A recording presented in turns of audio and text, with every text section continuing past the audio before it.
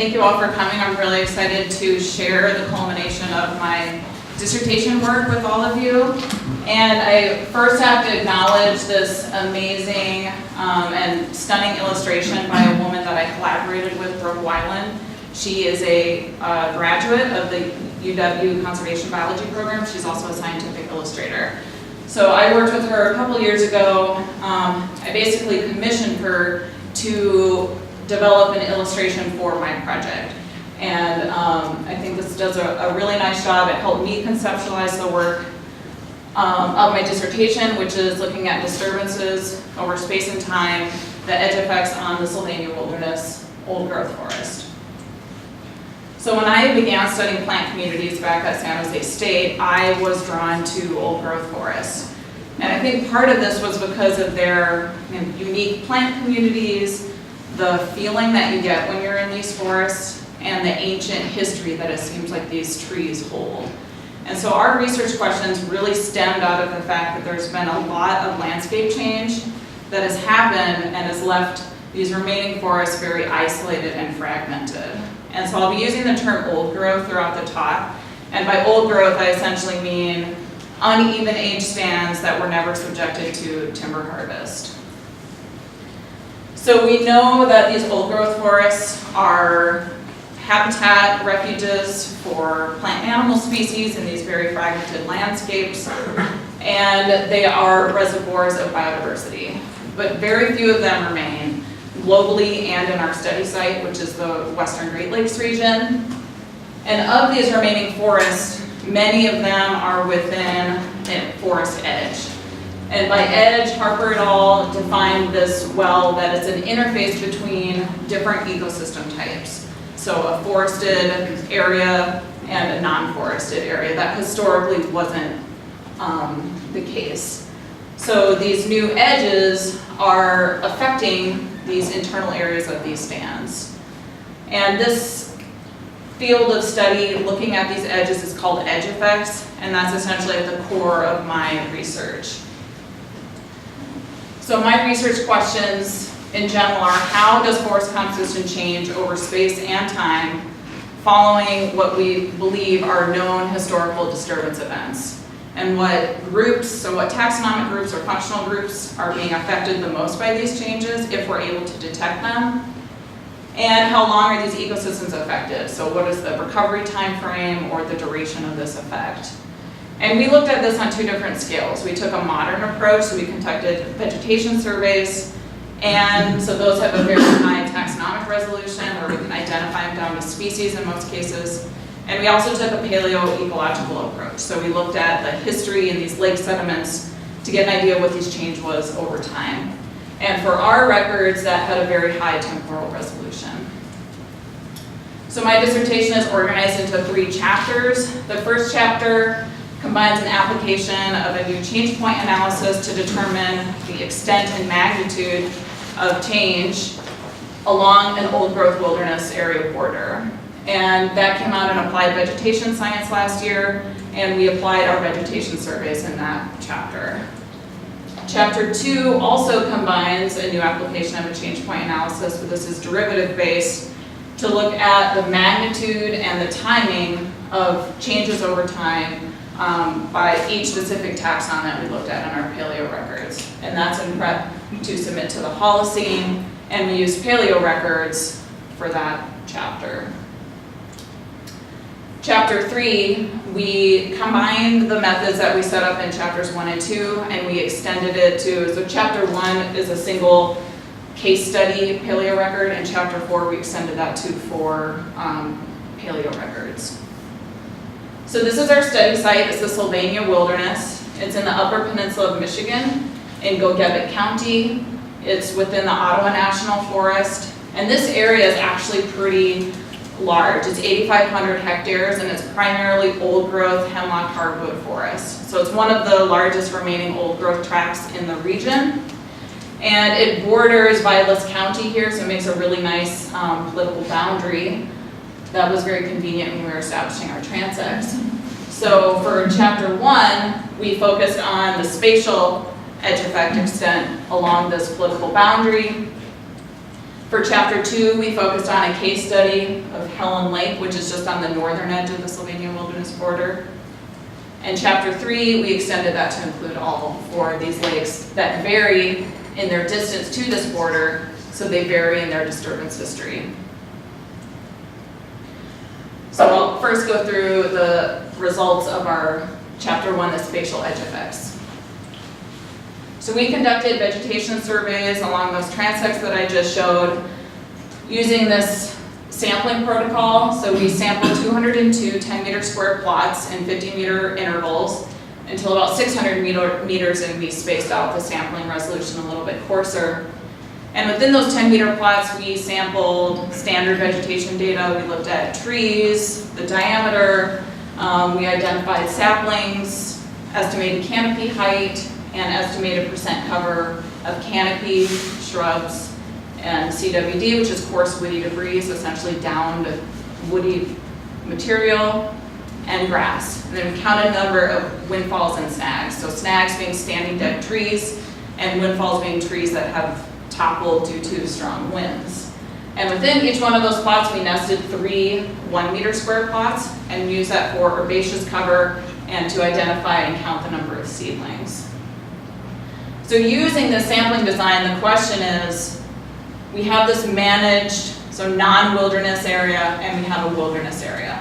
So where along this transect are we seeing that edge effect? Are we seeing a shift from a more managed condition to a more wilderness condition? And if so, where is that happening in space? So we collaborated with several statisticians actually on this project, but for this portion, we worked with Erin Jonatas, who is an alumnus of the UW-Madison statistics program. She developed the statistical analysis that we're applying here. And so we looked at a change point using this assumption that there's a shift from a managed condition to a wilderness condition. And we used 5 different distances over which that shift could take place. So the shortest distance that we tested was 50 meters, and the longest distance we tested was 500 meters. So that's the second assumption, is that this edge effect, it's likely not occurring at one discrete location in time. It's happening over some distance. And so we use this is a schematic just showing the 5 different zones of change. So by that I mean the distance over which that change occurs. And we applied this at between every single one of the sampling intervals that we took from the transects that we just showed. So in summary, that ended up with 110, and the model's a generalized linear mixed model, 110 potential models that we could fit to each one of our response variables. And we tested that fit by minimizing the AIC, and then once we had a best fit, we compared that to a null model that assumed no change to get a significance of whether there is actually a shift. So we had several response variables, since you collect a lot of data in ecology, so I'm just going to show a small handful of them here. So the red is essentially that Z-shaped model. So we have an assumption that there's a more managed condition on this side of the Z and a more wilderness condition on that side of the Z. And these vertical lines are essentially the beginning and the end of that slope. So that zone of change that we're testing the change of. And so you can see as you're approaching the wilderness, so wilderness is indicated by positive values and managed is indicated by negative values. And that was more of a convenient method for the code. I don't mean to suggest that the managed areas are negative. So we see an increase in basal area, which we would expect trees are getting larger. We see a decrease in herbs, and we essentially are seeing no non-native herbs virtually within the wilderness area. And we also see a decrease in the number of snags. So one thing that we noticed about when we looked at all the response variables, so I'm just showing a handful of them here, is we noticed a pattern that where the zone of change is crossing that border, in general, those zones of change were wide. So they were about 500 meters. But on either side of the border, so when you're not in relationship to that border crossing area, those zones of change in general were narrow, so they're around 50 meters. And we looked at a subset of data, so these are more of the community-based data. We're not listing any of the specific species here. You can see that pattern. So this zone of change is indicated here by these box plots. And when you summarize all of them together in this all-community box and whisker plot, so the box here is where 50% of those variables are overlapping. And when you look at that, just the box, that extent is negative 200 to 400 meters. And so in this system, we're interpreting that as the edge effect. So the edge effect, where at least 50% of the variables, in this instance, the other response variables that we're not showing also showed this much edge effect, and in some cases even farther, as 400 meters. And when you consider the whiskers, though, that edge effect is even farther. So the longest distance of effect we saw in Sylvania was 625 meters. So from the spatial effects study, we learned that edge effects are essentially more extensive than had previously been noted in other work. A meta-analysis by Harper et al. Looked at all edge effect studies that had been done at the time, and in North America, the farthest extent was 200 meters. So our extent that we've proposing in this area is about 400, but potentially even farther, so that may be a conservative estimate. And how we're interpreting this pattern that we saw where the zones of change across the border were in general wider than the zones of change on either side is we're attributing that to the border area as some sort of zone of transition. So we're seeing more changes potentially in some climate gradient that we didn't measure, it's beyond the scope of this study, but that's more of a general area where species are slowly adapting to the conditions on either side of the border, either within the wilderness where it's a pretty closed canopy and it's cooler, or on the other side of the wilderness where it's warmer, open, drier. So the species are shifting over that gradual transition area.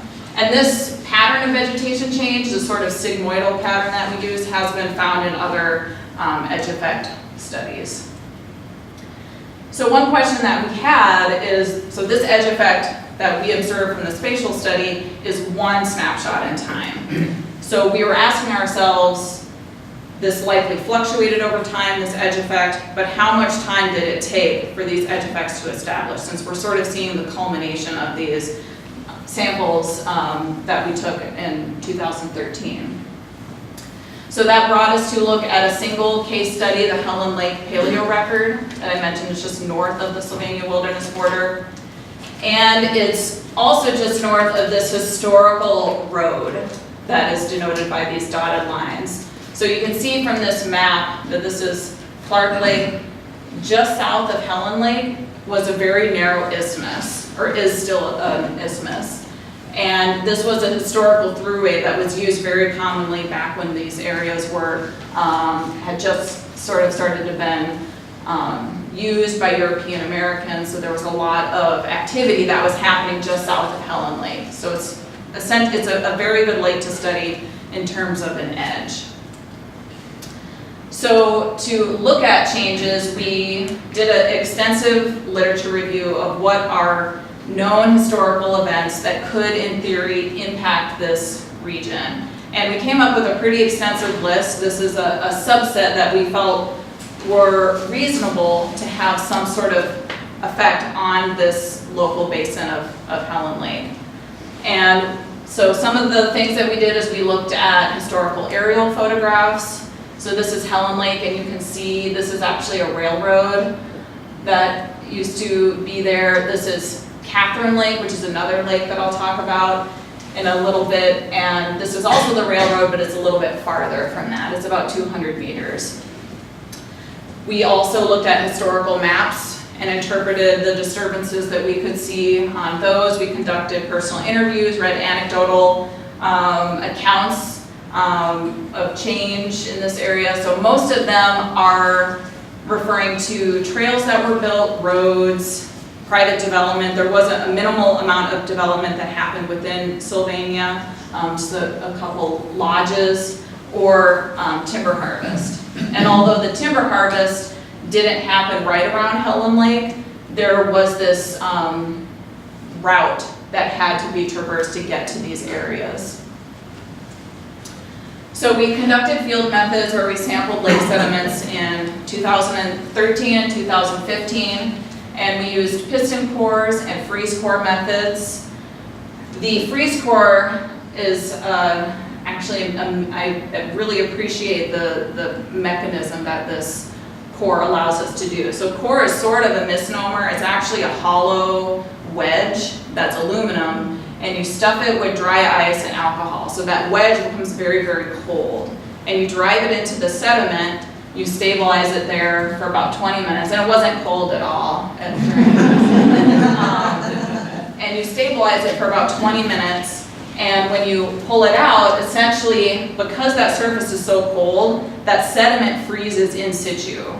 And you can already see this is immediately after we pulled it out. We hadn't done any post-processing to it at all. You can already see these finely laminated striations. So because of that, because of the freeze core tool, and also just because of the special sort of character of this lake that was a surprise, it allowed us to get a very detailed history of the recent past. And I also have to mention that the field crew, or just in general, were my rock stars. This was some of the hardest, most physically challenging work that I'd ever done, and you cannot, in general, do science on your own, and this was a case of where you cannot collect these type of data by yourself. So I have to give thanks to the individuals who came out and collected this data with me. So after we had those freeze cores, we sampled them in very small increments using a microtome that is essentially set up like a guillotine. And we sampled them in 3 millimeter sections, so very small, to try and take advantage of those fine laminations that we witnessed in the field. And we sampled them for biotic processes, so pollen, spores. We ended up finding some other interesting critters in there. Content of, or charcoal fragments, content of organic and inorganic carbon, and macrofossils that we use for carbon-14 dating. And then we use the piston core for the lead-210 dating. So after we had all these slices, we contiguously sampled, and by contiguous I mean there were no gaps between the samples that we looked at, for charcoal, carbon, and the uppermost sections of Helen Lake and Catherine Lake, and it'll become clear in a moment why we chose that. But part of it was because both of them have a subdecadal resolution. And in fact, Helen Lake had such a high sedimentation rate that the amount of sediment, so each freeze core is about 1 meter, in Helen Lake represented about 600 years, and that turned out in each one of these samples to be about 1.5 years. Whereas in the other lakes, though, that same amount of sediment represented between 2,000 and 3,000 years. So this was a very special instance when we were able to get a really fine look into the recent history in this lake. So we conducted a suite of statistical analyses for the paleo record section. And I'm not going to talk about each one of these. Most of them are sort of standard applications within paleoecology or ecology. But I am going to briefly talk about one of the new applications that we're applying to a paleo record, and that is this derivative-based jerk analysis to determine these locations in time and how much a taxon is changing in response to some sort of environmental change. So initially when we set out on this journey, we were looking at a change point analysis that was somewhat analogous to what we had done for the spatial study. We were trying to find some sort of change point in time, but it's complicated by our modern study. We have a distinct border, and so we can pretty much assume that that is the single edge. Well, we don't have that luxury when you're looking at a paleo record. There's likely many changes that happened over time. So we tested, we tried using a series of different change point analyses, and what we found is there were just complications with using it with our data. So the assumptions with these included assumptions of independence or normality or an even distribution, and most often they are locating a single change point. Although Haynes et al. Did come out with a non-parametric change point analysis last year looking at multiple change points, but there was still this assumption that there was an even distribution. And we couldn't make that assumption, and in particular, we know that our data aren't independent. We know that a sediment layer is likely going to be related to one adjacent to it. And a lot of these have a high computational cost, so it's computer intensive to conduct these. So when we came across the derivative-based change point analysis, I was sort of pointed in this direction by conversations I had with statisticians that I worked with on Chapter 1 and other earth scientists, because this is used in other fields, but as far as we can tell, it hasn't been used in paleoecology. So there's no assumptions about distribution or independence, so that worked really well for our data. It's also, and maybe this is sort of my opinion, it's an intuitive representation of your original data. Because you're deriving the original data, you can actually go back and look at whatever the proxy data is that you're evaluating, and you can evaluate for yourself if those change points make sense. It also has been used in time series data, and so it has that application. And because it doesn't have these assumptions about distribution or independence, it's broadly applicable. So it seemed like something worth pursuing in paleoecology and at least seeing if it worked. And in our experience, it has a pretty low computational cost. So many of you probably remember derivatives from your physics classes, maybe not, and that's okay.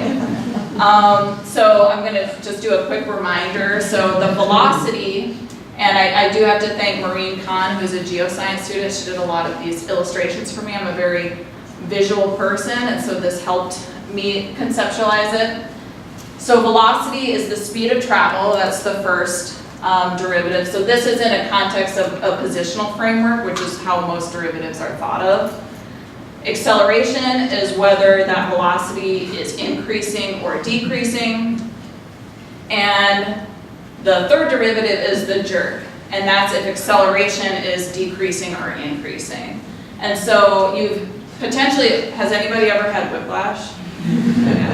So unfortunately, you are intimately aware of jerk. So those are, you can think of that as these moments where your acceleration is rapidly decreasing or increasing. Those are going to be the highest jerks. And so that happens when you have to slam on the brakes and your body is literally jerked forward, or you can think about it when you're in an airplane and it's taking off and it starts to accelerate fast and you're literally thrust back into your seat. That feeling is the jerk. And so we were looking for a way to apply this to a paleoecological context. So our sort of proposal here is that, and we're going to use a very simplified schematic to illustrate this. So we have different time periods moving from past to present, and it's represented by a single tree species, which we know is very simplified. So velocity, you could think of as pollen is deposited at a certain rate each year. And the tree species here are corresponding, assuming this assumption that older sediments are usually deeper, and that usually is the case that we do make that assumption, and then we look at the age depth model. And so the tree species here are corresponding to that composition that this pollen is representing in the lake. And these pollen aren't to scale. Acceleration, then you could think of as that pollen deposition is speeding up or slowing down. And so in this time, the most recent time period, now we're seeing a lot more of that pollen being represented in the composition of that lake layer. And then jerk can be thought of as, for whatever reason, we have fewer tree species here, and we're seeing a fewer amount of pollen represented in the lake sediments. So when acceleration is rapidly increasing or decreasing, affecting that percent composition. And in our study, high magnitude jerks, so these really intense lurches, are consistent with declines in percent composition. So we were able to look back at that original proxy data and recognize that these peaks in jerk were representing declines in percent composition.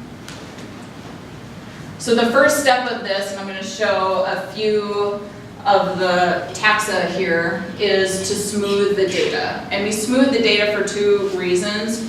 One is to get a general trend of what is changing in these taxon over time. And the other is we needed a smooth continuous curve so then we could actually derive it. And we recognize that smoothing data, especially paleoecological data, isn't always possible, but we had a very well-constrained age depth model, so we felt confident about our ages and how they related to the depths, and we had such sampling resolution and the sedimentation rate was so high that we felt it was appropriate to be able to smooth these data. And so this is a cubic spline that we applied to each one of these, and you can just see the general trend is fairly well representative of the actual raw data. These are shown in the back with squares. So this is the result of the Helen Lake jerk analysis, and this is the inset is a simulation of how jerk peaks do represent declines in percent composition.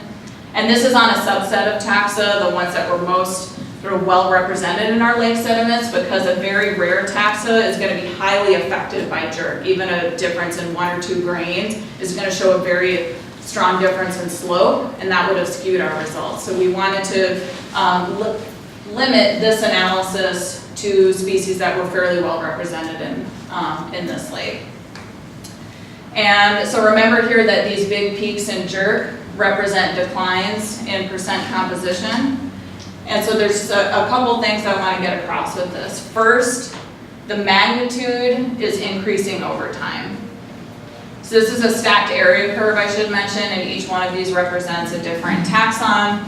And so earlier, this x-axis is starting around the 1800, and these vertical lines represent those known disturbance events. That was on the last graph too, that we compiled in that first table that I showed.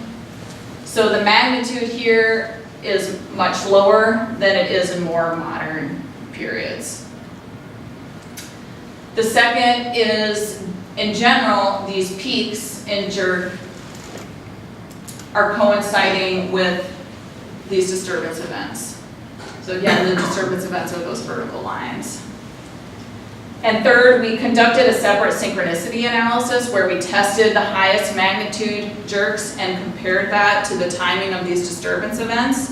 And in fact, these peaks in jerk were synchronous with disturbance events.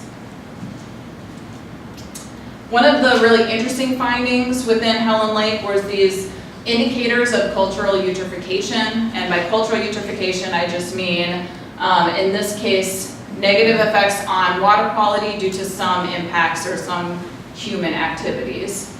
And that was the tracking of these dinoflagellate cysts. So in Helen Lake, the one that we came across was Fusiparidinium wisconsinense. And it's a dinoflagellate, so it's a phytoplankton. And you've probably heard of dinoflagellates in a marine context. You hear of red tides. This is the same type of species, but this is a freshwater, so it's non-toxic. But they have very complex and a multi-stage life cycle, which can change very rapidly. I collaborated with a woman at Brock University who confirmed that these were dinoflagellate cysts, and they experienced a hiatus where when they were doing their pollen processing and they were also dinoflagellate cysts, they saw every single stage of this dinoflagellate cyst within a number of days, just because of the conditions. And so because of that, it is a very good indicator of changes in the environment and differences in water quality. So in general, this specific species blooms after some sort of nutrient input. In general, nitrogen and phosphorus are what causes this to bloom. But then subsequently, this dinoflagellate goes dormant, so it becomes non-modal when there's some adverse conditions. And typically this dinoflagellate is a weak competitor, so presumably there's a bloom in many phytoplankton after there's some sort of nutrient increase, but then this specific species goes to assist because it's not a good competitor. So we noticed an interaction between Fusiparidinium wisconsinense and Isoetes, which is a submergent aquatic plant that has a very slow growth rate, and it usually appears in these clear, low nutrient waters, and so it's very sensitive to changes in the environment, and because of that, it's been used as an indicator of water quality. And what we recognize is that the most precipitous decline in Isoetes was concurrent with this increase in Fusiparidinium. Although when we see a decrease in Fusiparidinium, so where this species is now going to a dormant and cyst state, we don't see a recovery in Isoetes. And that's likely to, or we're interpreting that due to the fact that Fusiparidinium does go to a cyst when there's some sort of adverse environmental conditions. So potentially that is the reason why we're not seeing an increase in Isoetes. And what's also interesting is looking at both of these, or especially Fusiparidinium, is we're not really seeing much change until we get to the sort of cluster of disturbance events. And that's when you see the big increase. And the big decrease also is happening around the time of these disturbance events.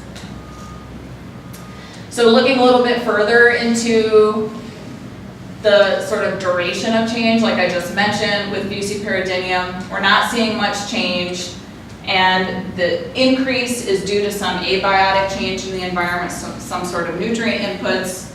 A decrease is presumably due to some biotic change, so there's some intense interspecific competition. And so looking at this sort of where just visually you start to see an increase, it appears that the entirety of this sort of cycle is happening on a centennial scale, where we see an increase and then there's these adverse conditions that's causing it to go dormant.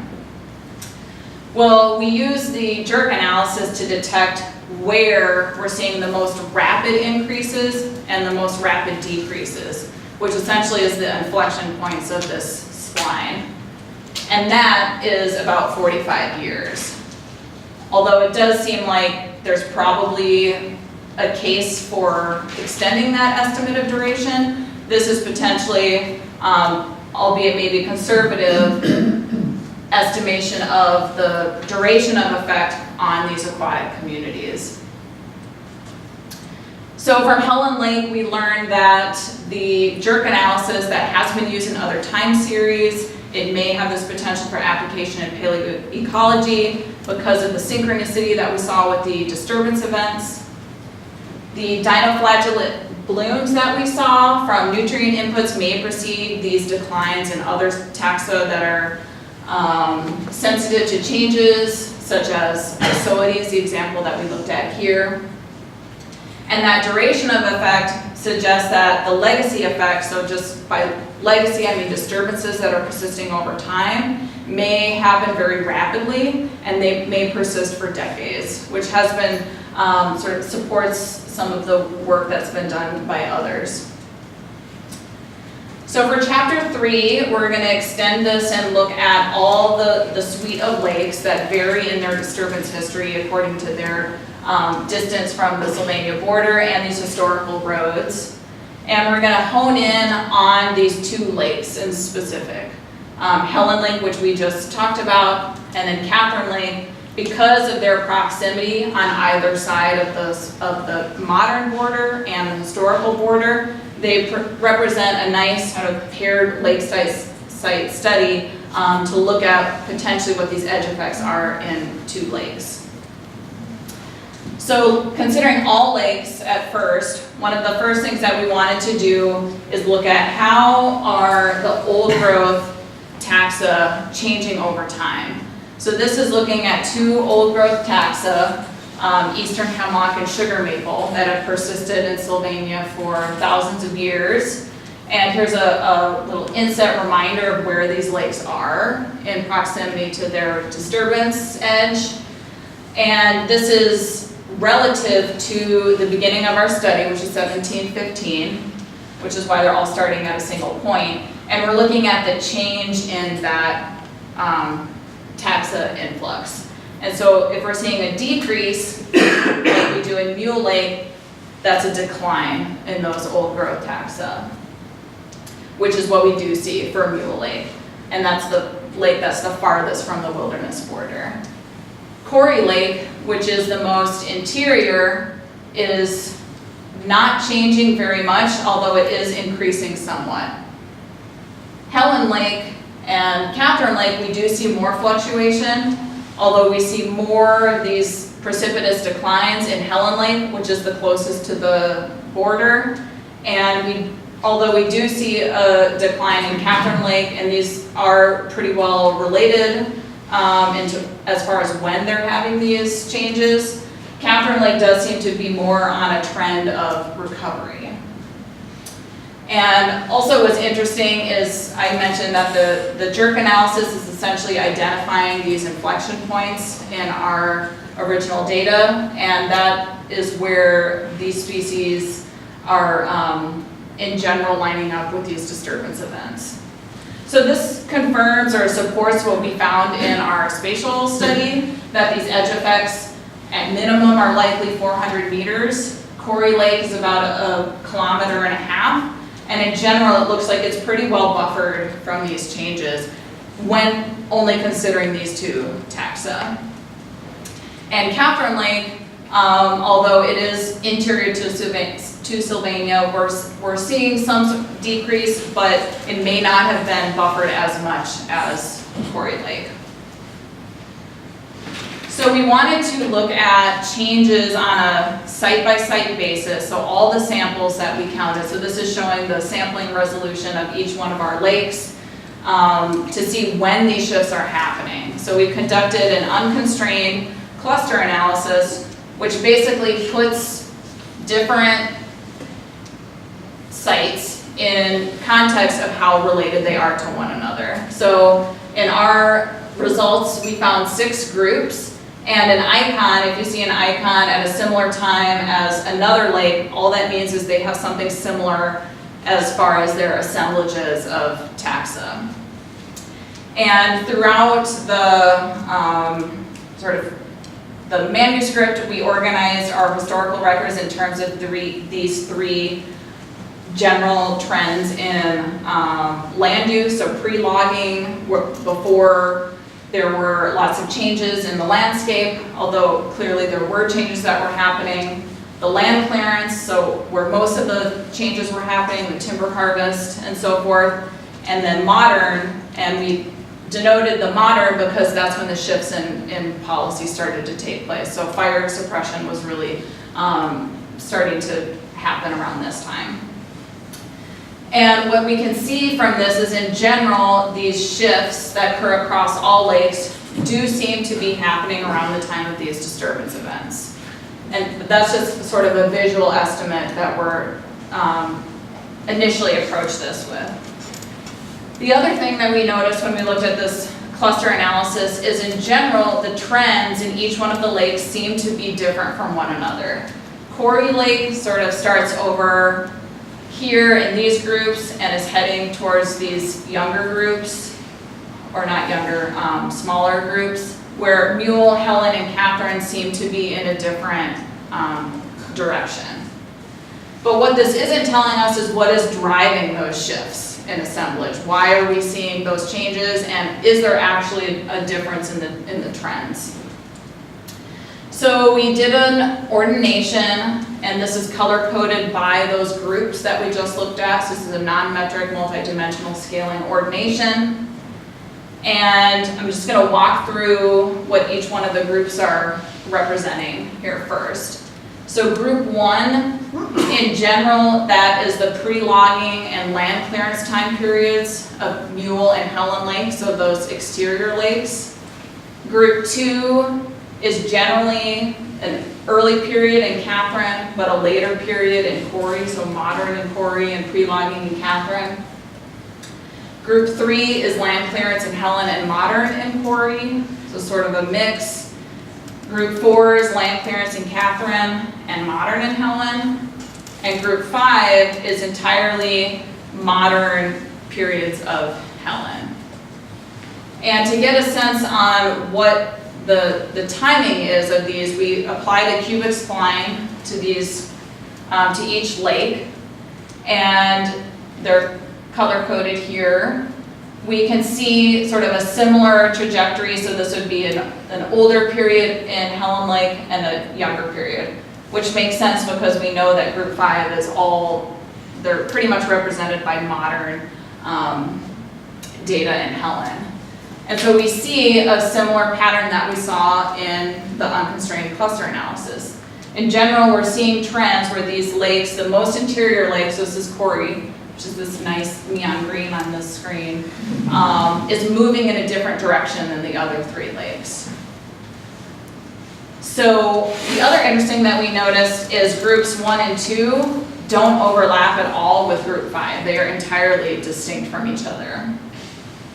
So when we looked at the species that had a pretty strong correlation with how we're seeing the segregation in these groups, we noticed something interesting. So along axis 1, we're seeing an increase in primarily deciduous broadleaf taxa. And that's primarily being driven by sugar maple.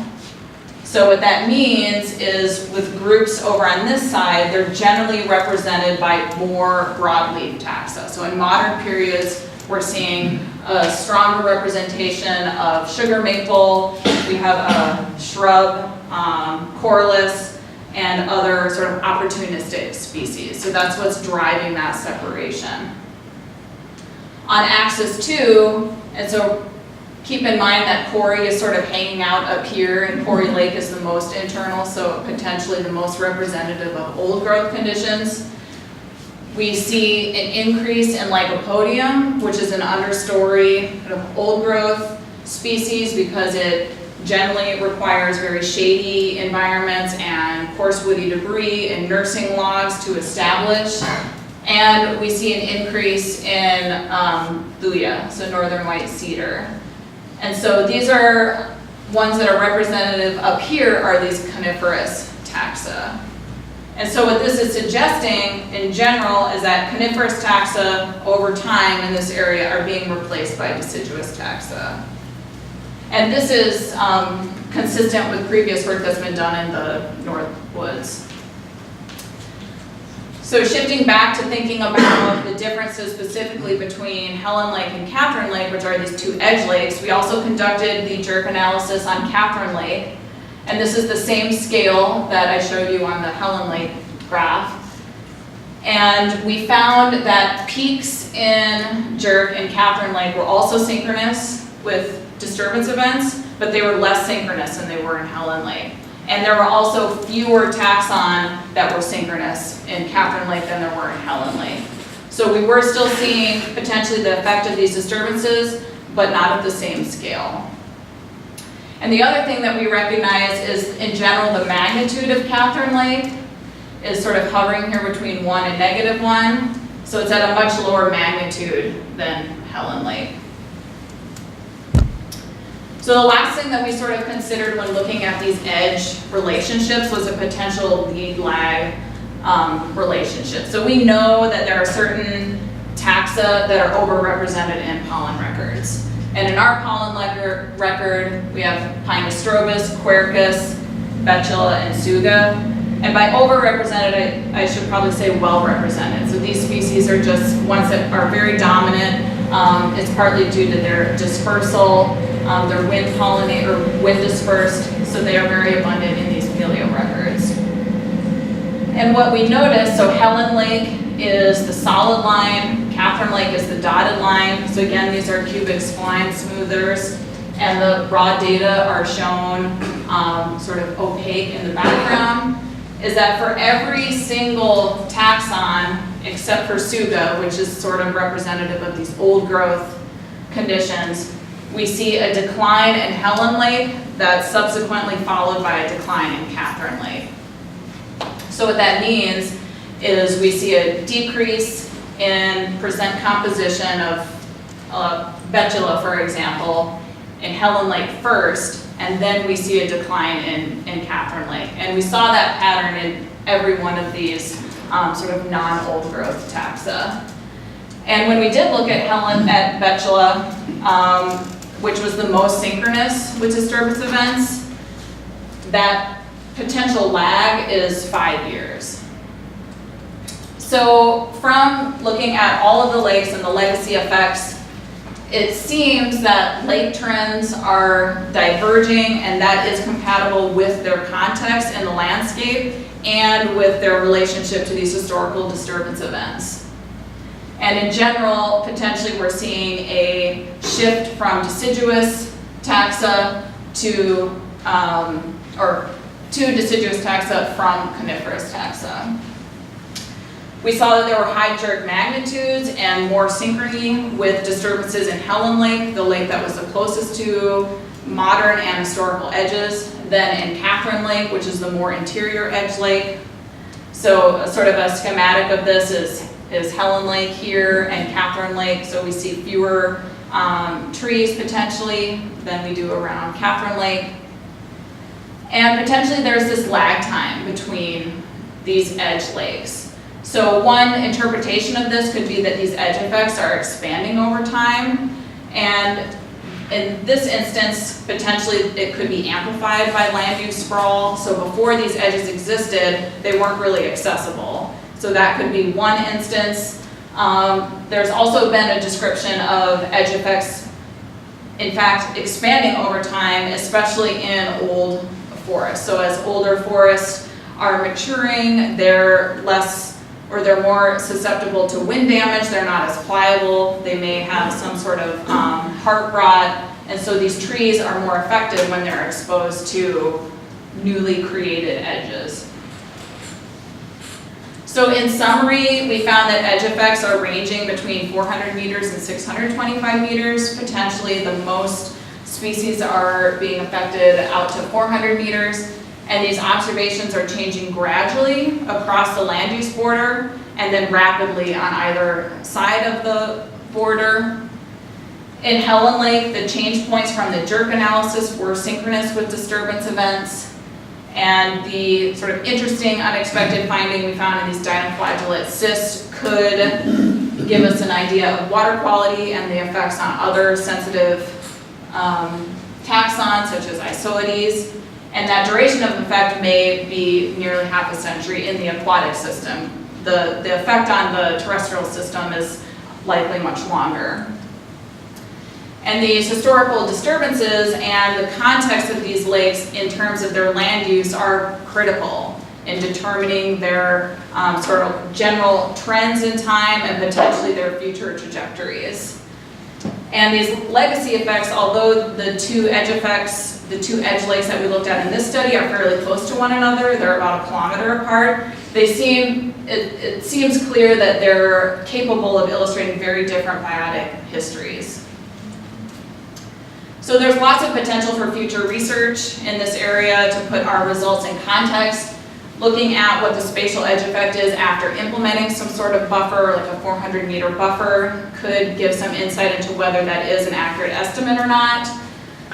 Considering what are the multi-decade effects when we're doing conservation planning, which is a huge challenge, especially with knowing that climate change is changing the background condition and other sorts of rapid changes in species shift. But considering what are the very long-term effects and what are the effects in these adjacent ecosystems that we're potentially not considering.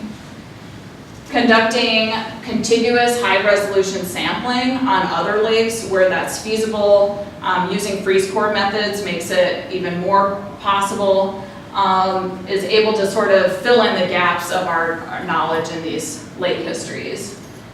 And finally, tracking the changes in these indicators of environmental change.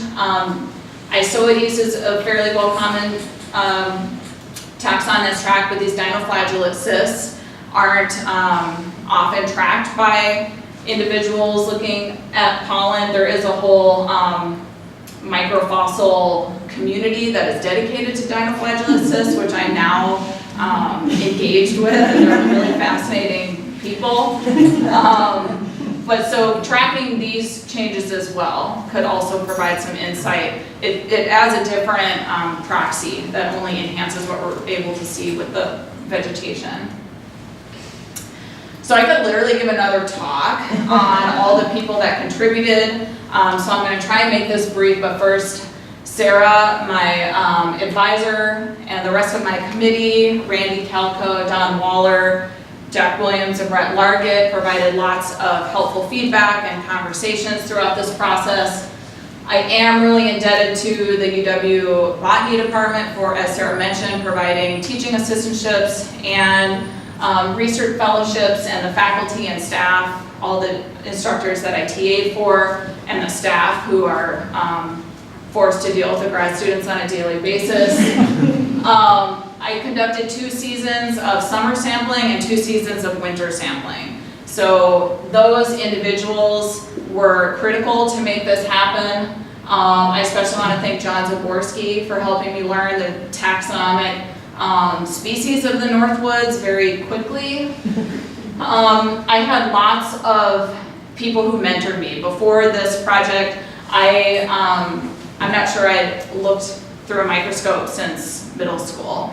So I had a lot of individuals who spent many hours with me at the microscope, helping me learn the microfossils. And Patricia Sanford, who I don't think is here, is a research emeritus in our lab who first suggested that I was looking at a dinoflagellate cyst and pushed me in that direction. And then I engaged with that community and sent them samples and found out that was actually what I was looking at. And these lab assistants, these undergrads that I worked with, that Sarah mentioned, many of them worked with me for a semester, some of them worked with me for years. So a lot of the data collection would not have been possible without those individuals.